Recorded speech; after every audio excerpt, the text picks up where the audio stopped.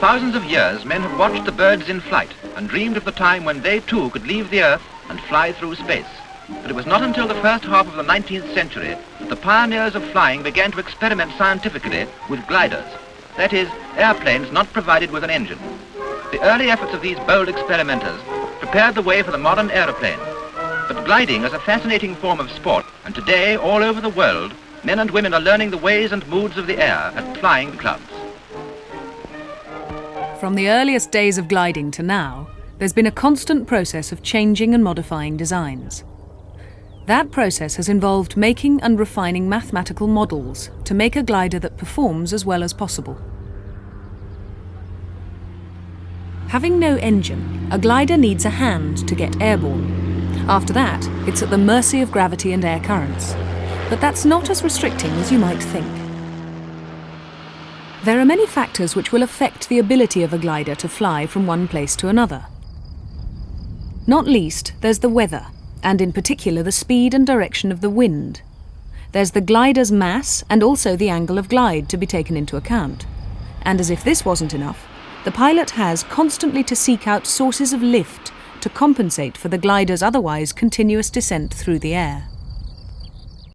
Mathematical modelling has a major role here, particularly in modern racing competitions.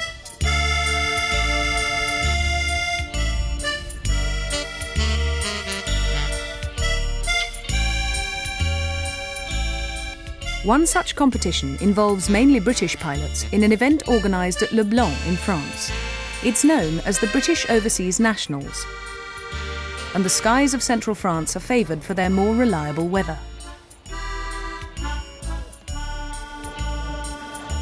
These pilots are going to fly a modest task by modern competition standards. From Le Blanc, they'll have to complete a 4-pointed course, which will take them at least 240 kilometres before they return to the starting point. But of course, a closed circuit like this means that some stretches of the journey are going to involve flying into any prevailing wind, and that presents problems for pilots of engineless aircraft. I think most of you would have found the turn points. We have rolling a start for both tasks. And the first turning point on the A task is Port de Peel, up the river to the northwest. Second turning point, Valencey, and then Shervig Newcastle, and return. Finish line will be 0-5. So we'll see you guys on the grid at 12:15 for launching at 12:30. You'll be seeing that an important aim of glider design over the past 40 or 50 years has been the improvement of the into-wind performance. Also, what's quite surprising is that far from it being desirable to achieve the very lightest design, gliders can actually benefit from extra weight. This isn't fuel being poured into the wings, it's water ballast. It's the cheapest way of getting extra weight on board, which can then be dumped during the flight if necessary.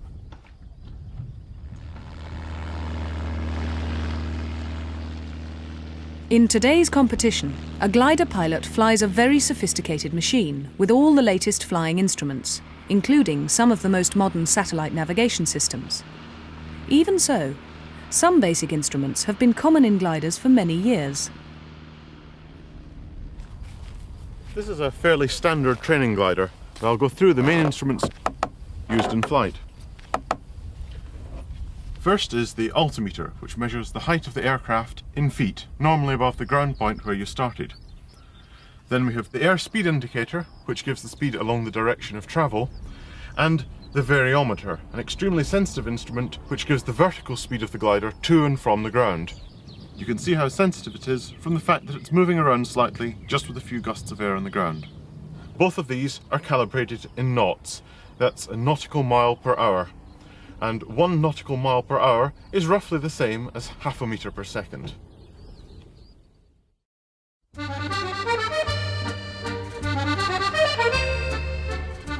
The gliders in this French competition could well be flying for 3 hours or more today. Yet at the end of the race, pilots might be separated by only a matter of seconds. Of great significance is the gliding performance that each glider has been designed for.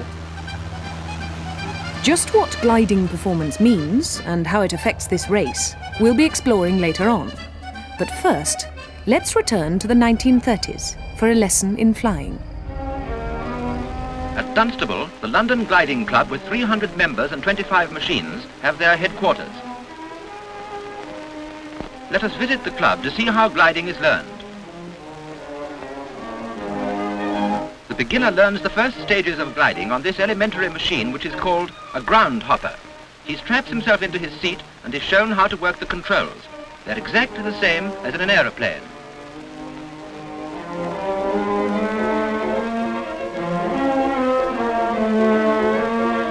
These pedals control the movements of the rudder. Moving the stick backwards or forwards controls the elevation of the machine for climbing or for diving. Moving it right or left works the ailerons or adjustable parts of the wing and controls banking.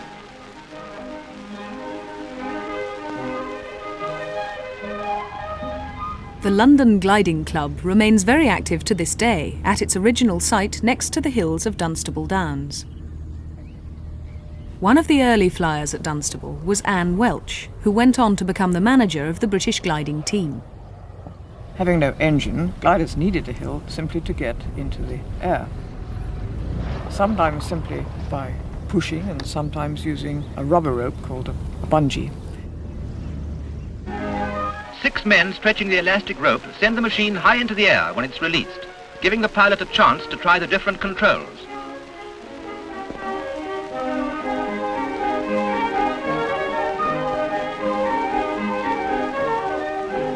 These primaries were designed intentionally to teach people to fly before they could get their sticky hands on something much better.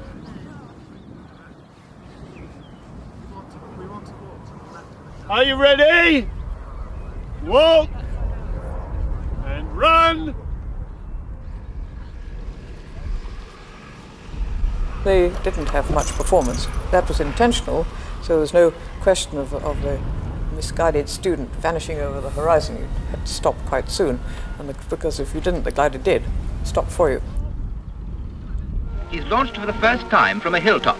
It's a nervous moment, but if he's successful in defying the law of gravity for a triumphal half minute, he is granted his A license.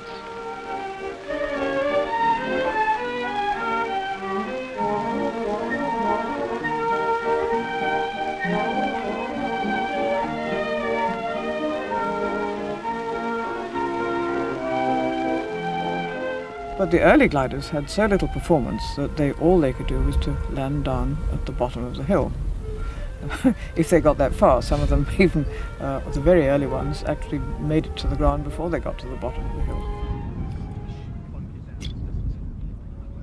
Whereas training gliders were purposely designed to glide badly, this glider, the Röhn-Sperber from 1937, is a sailplane designed for soaring flight.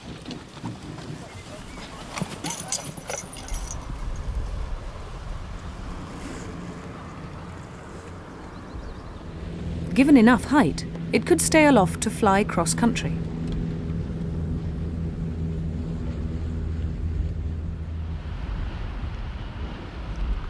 That's 2 gliders designed for 2 very different performances.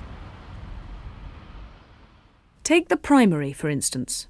For every 20 metres forward, say, the primary will descend about 4 metres, giving a glide ratio or glide angle of around 5:1.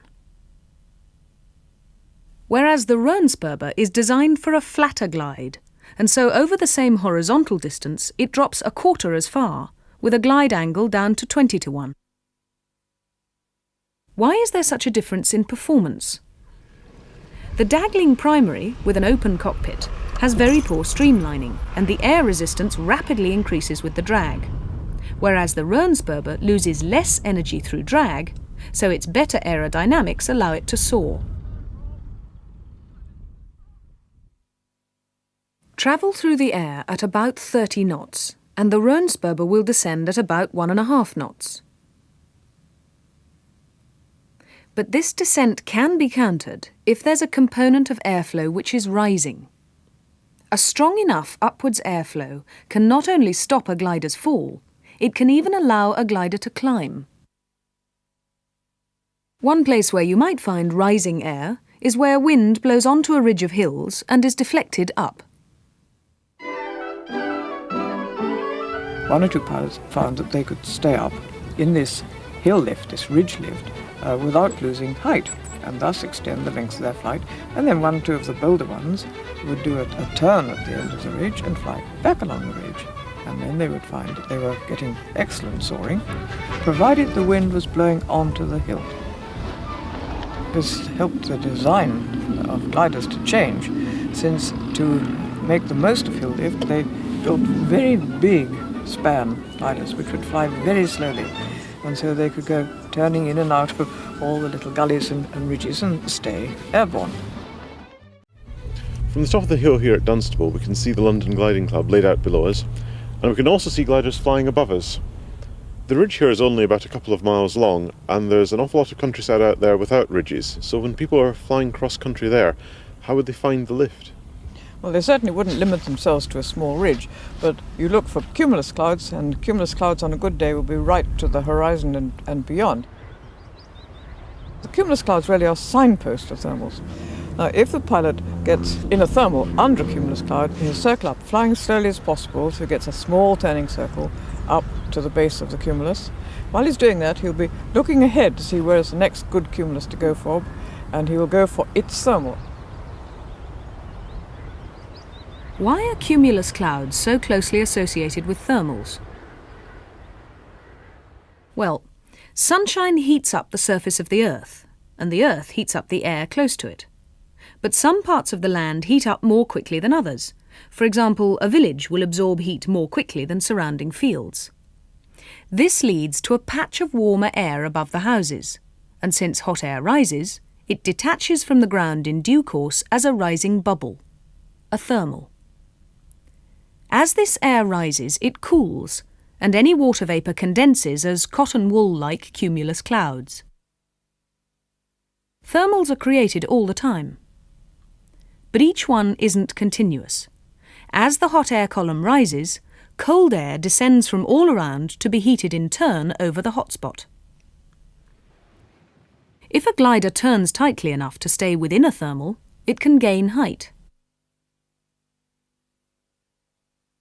Once at the top of the thermal, a glider can strike out across country by gliding down to another thermal in order to gain height again.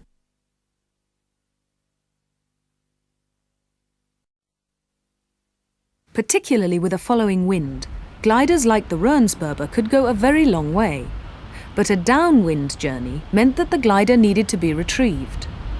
To avoid long road journeys, the Röhnsberger would have to make progress into a headwind to return. That means flying faster, and faster flying makes the performance much worse.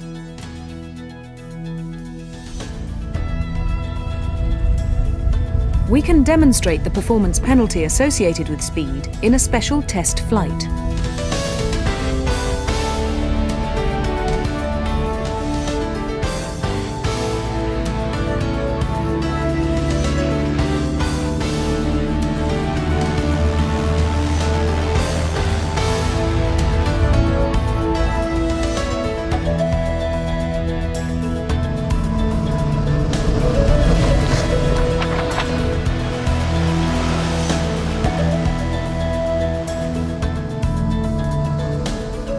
For a relatively small glide angle, you can assume that the horizontal speed is the same as the airspeed, and the airspeed is easy to measure, being one of the instrument displays.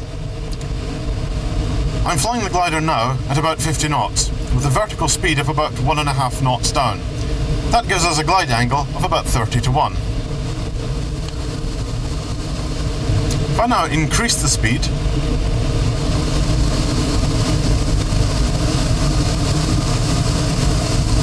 we're now doing 80 knots, and the vertical speed is around 4 knots. So at 80 knots, my glide angle has got worse, and I'm only doing about 20 to 1.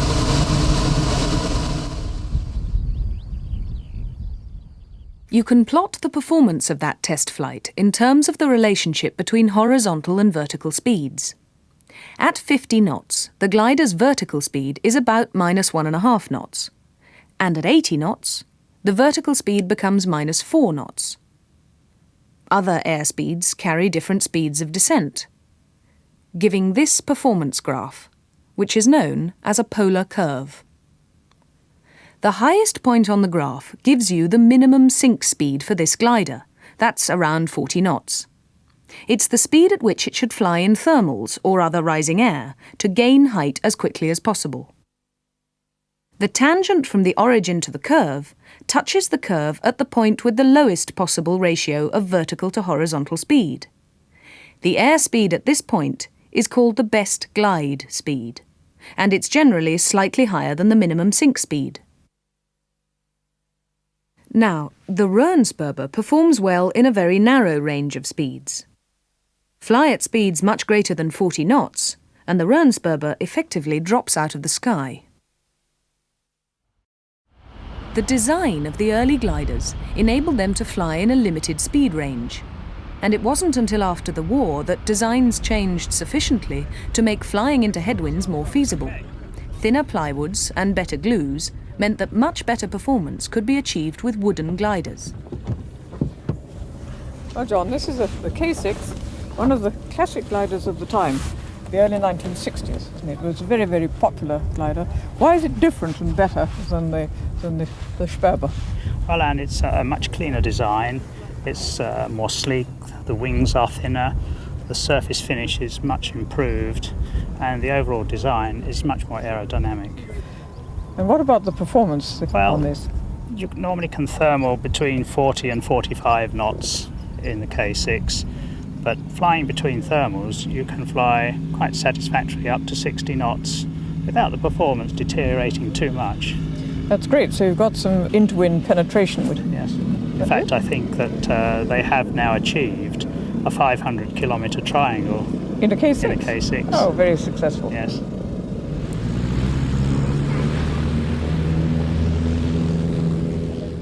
Modern gliders, like this discus, are made of new materials such as fiberglass and carbon composites, which have the very important property of being able to hold water ballast. What performance can you get from the discus? We have a performance of 1 in 40 to 41. Glide ratio? With glide ratio, very yes. Nice. With a speed of 40 knots to 100 knots with no degrade in the performance. Tell me about your using water ballast in this. We can take 137 kilos of water in our wings, and which we can dump through a little valve at the side here in 4 minutes just before we land. You'd think that gliders would want to be as light as possible. It seems strange to want to make a glider heavier than it needs to be. Look at the polar curve for the discus. When the wings are filled with water, the total weight increases and the performance of the glider alters. This change can be represented by an expansion of the curve away from the origin to give a new polar curve. In this way, speeds such as the best glide speed are effectively increased by increasing the glider's mass. But there are drawbacks to weight, such as the forces that occur on landing, and if a thermal is weak, you might wish to fly slower to make tighter turns. So the ability to dump water and return to the original performance is also required. When modelling performance in moving air, you are effectively manipulating the position of the polar curve with respect to the axes. For example, if you are flying in rising air, the curve can be thought of as moving up. In the case where you're flying through still air, your progress through the air is much the same as your progress over the ground. In other words, your ground speed matches your air speed. But fly into wind, and your forward progress over the ground will be less than the speed through the air, and the overall change is illustrated by translating the polar curve to the left. In other words, flying into, say, a 50-knot headwind with an airspeed of 80 knots will result in a ground speed of 30 knots. Drawing the tangent to this new graph shows you that the best glide speed is now around 85 knots for this headwind. With a glide angle of 40 to 1, the discus is more than capable of racing a triangular course, and there are several taking part in the race in France. However, getting 22 gliders into the air takes time. Let's hear from two of the pilots still waiting for launch. Julie, you're flying a discus today. How do you feel about that? Good, the sky looks very good now, and there was some cirrus hanging around high cloud earlier, but that seems to be dissipating, and we've got nice cumulus around, generally around the task area. Turn the radio down. So it's looking good. And it's a good day to be flying this glider. Yes, I would think so, yeah. I mean, you can only make that decision when you're actually up there, but I don't foresee any major problems flying this glider at all. Well, good luck. Thank you. Also waiting is glider number 108, an Ash 25, with a performance of 58-1. But that performance suits some days better than others. Is this a particularly good glider to be flying on today? No, because this is a handicap competition, and on days when the tasks are high speed, the gliders with the shorter wingspans actually have a handicap advantage on us, effectively. We score out on the days like yesterday when there are long glides at best glide angle. It's supposed to all average out in the end, but on fast days the small gliders have a definite advantage.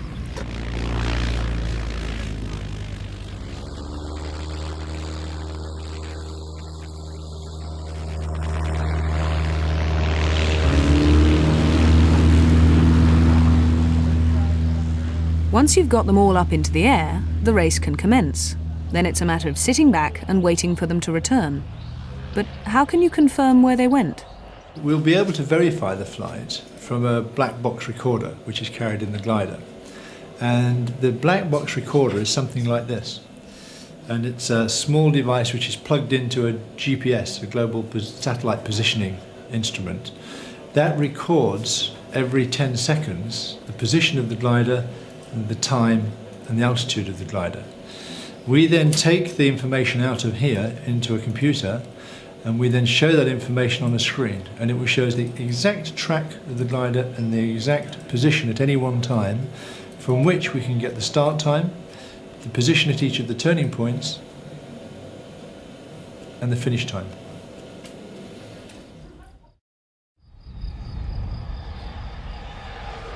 There's a constant process of modelling while flying, setting expected lift in thermal against appropriate glide speed.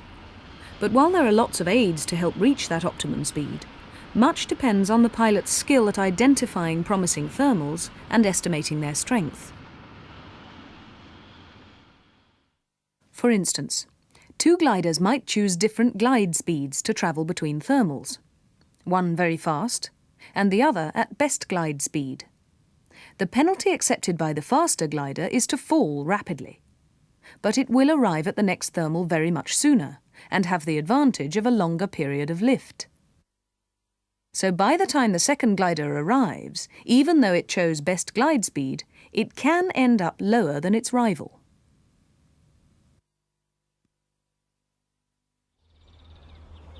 This is Chauvigny Castle at the third turning point in the race. From there to the finish is what's called the final glide, and that's a race against the clock. Now the calculation that's necessary is the height that's needed to come straight into land, fast.